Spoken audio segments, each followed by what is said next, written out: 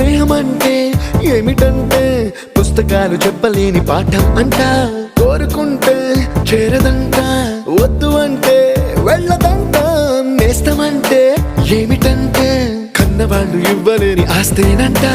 ఇస్తూ నీకై ప్రాణం పంచిస్తూ తన అభిమానం, నీలో ప్రతి ఒంటరి తరుణం చెరిపేస్తూ ఎన్నో వేల కథలు. అరే ఇంకో కథ మొదలు.